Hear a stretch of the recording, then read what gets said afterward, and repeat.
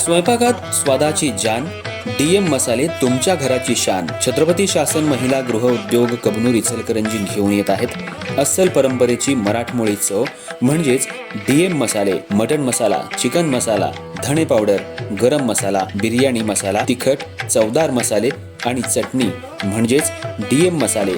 तर आजच आपल्या जेवणाची रंगत वाढवण्यासाठी केमिकल विरहित डीएम मसाले, गृहिणींच्या मनातले मसाले आणि चटणी अवश्य वापरा. डीएम मसाले महिला बचत गटाद्वारे करणारे स्वच्छ माफक दरामध्ये म्हणजेच डीएम मसाले. संपर्क दिव्याताई मगदूम, मोबाईल 91 30 80 22 55.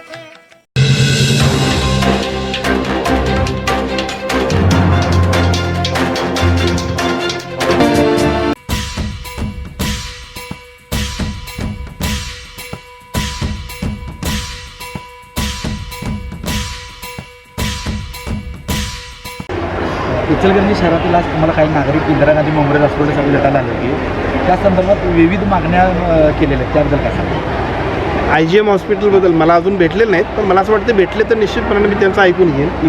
ज्या काही गोष्टी कराव्या लागतील त्या निश्चित आपण करू.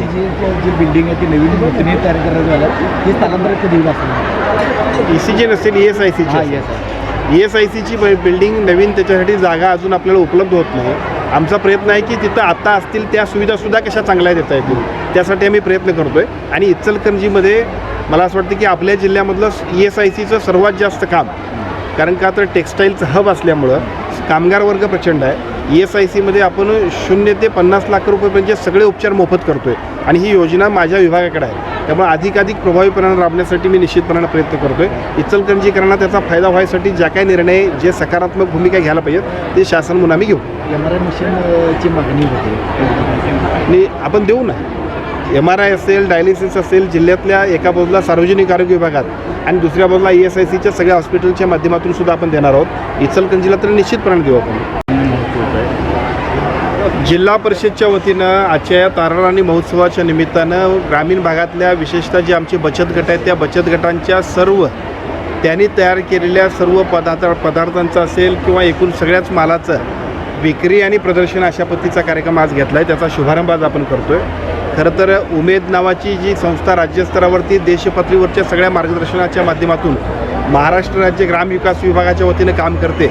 एका बाजूला उमेद, दुसऱ्या बाजूला ग्रामविकास विभाग आणि त्यानंतर जिल्हा परिषदच्या संपूर्ण यंत्रणेच्या वतीनं या सगळ्या बचत गटांना प्रोत्साहन देणं, बचत गटाच्या एकूण उत्पादित केलेल्या मालाला व्यासपीठ बाजारपेठ उपलब्ध करून देणं, अशा पद्धतीचं जे काही कार्यक्रम घेतले जातात त्यातला एक महत्त्वाचा भाग म्हणून आजचं हे प्रदर्शन आहे. जिल्ह्यातल्या सगळ्या महिला आलेत, अतिशय उत्साही आहेत आणि मला असं वाटतं की त्यानिमित्ताने एक चांगला उत्सव, मग त्याच्यामध्ये खाद्य महोत्सव आहे, वेगवेगळ्या पद्धतीच्या सगळ्या पदार्थांची निर्मिती जी त्यांनी केलेली आहे त्या सगळ्याचा कोल्हापूरकर आस्वाद निश्चितपणाने सांगतील. राज्यामध्ये सध्या पाहिलं तर बदलापूरमध्ये स्त्री बीच तस्करी प्रकरण असताना पाहायला मिळते.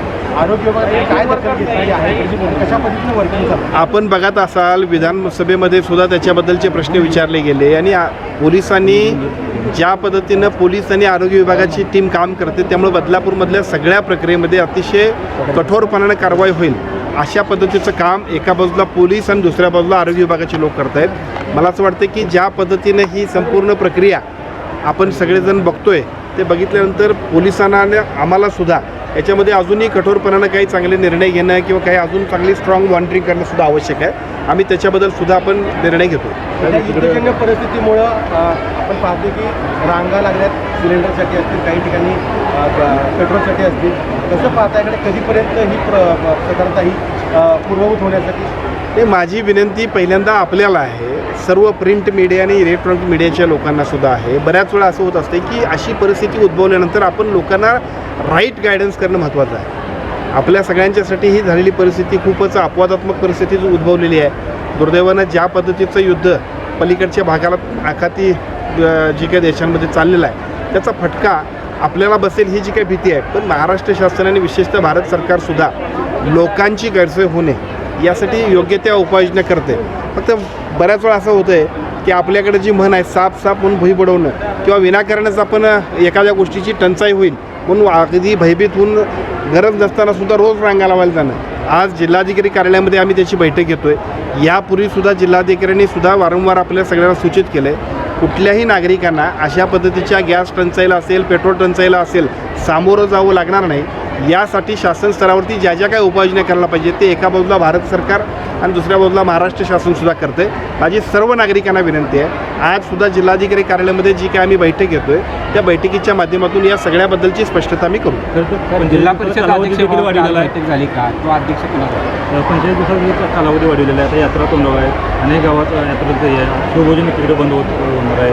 अनेक छोटे मोठे हॉटेल बंद होत आहेत. माझी विनंती आपल्या सगळ्यांना आहे की अपवादात्मक परिस्थितीमध्ये थोडंसं वस्तुस्थिती बघून आपण सगळे गेलो की बरेचसे प्रश्न सुटतील. अशा काही घटना होणार नाहीत यासाठी शासन स्तरावरनं आम्ही सगळीच मंडळी त्याच्याबद्दल योग्य त्या पद्धतीच्या सातत्यानं समन्वय ठेवणं, योग्य मॉनिटरिंग करणं आणि त्याच्यापेक्षा उपाययोजना करणं यासाठी आम्ही काम करतो आहे. लोकांना पॅनिक होऊ देणार नाही अशा पद्धतीची जबाबदारी शासन घेईल. फक्त शासन आणि समाज यांच्यामध्ये समन्वय करत असताना तुमच्यासुद्धा भूमिका महत्त्वाच्या आहेत. त्या सगळ्या भूमिका आपण पार पडू. जिल्हा परिषद अध्यक्ष काही बैठक झाली का? हां, जिल्हा परिषद अध्यक्ष जिल्हा परिषदच्या निवडणुकांमध्ये आता 17 तारखेला निवडणुका आहेत. कालच आपण बघितलं असेल पंचायत समितीच्या सगळ्या सभापती पदाच्या निवडणुका झाल्या.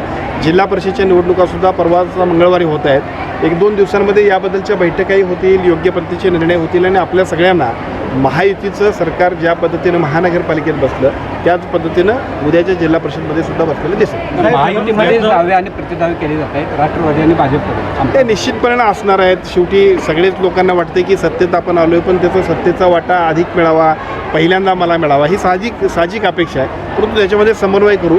राज्यस्तरावरचे नेते आम्हाला मार्गदर्शन करतील आणि जिल्हा स्तरावरचे सुद्धा प्रमुख नेते आणि सगळेच प्रमुख पदाधिकारी त्याच्यामध्ये सहभागी होतील आणि महायुतीचा अध्यक्ष, महायुतीचा उपाध्यक्ष पुढच्या 17 तारखेला होईल.